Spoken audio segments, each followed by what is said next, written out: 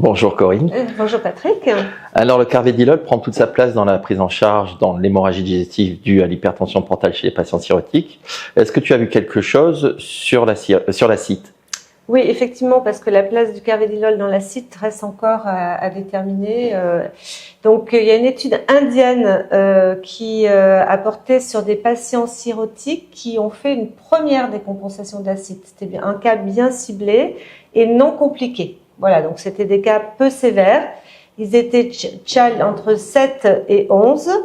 Et donc, ils ont comparé, ils ont cherché à déterminer le risque de complications à 1 an chez des patients traités par carvedilol.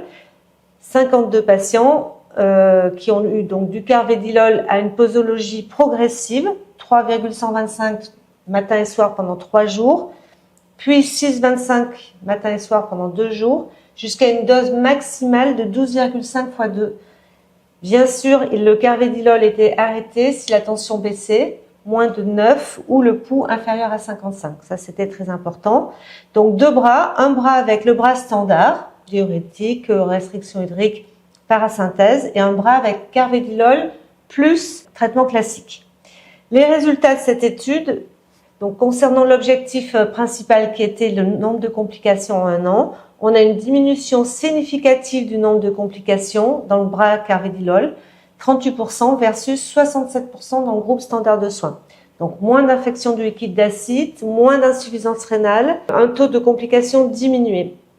Concernant les objectifs secondaires, donc où on va prendre en compte toutes ces complications, il y avait une diminution significative du nombre d'acides réfractaires, de syndrome hépatorénal, d'infection du liquide d'acide.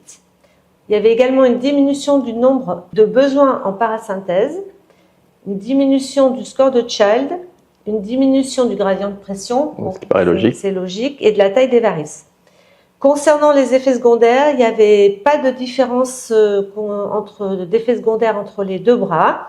Donc les auteurs concluent que le carvedilol est un traitement intéressant dans ce sous-groupe de patients, donc première décompensation acétique sans complications, Child 7-11, et que le traitement est bien toléré sous réserve d'un monitoring très approprié.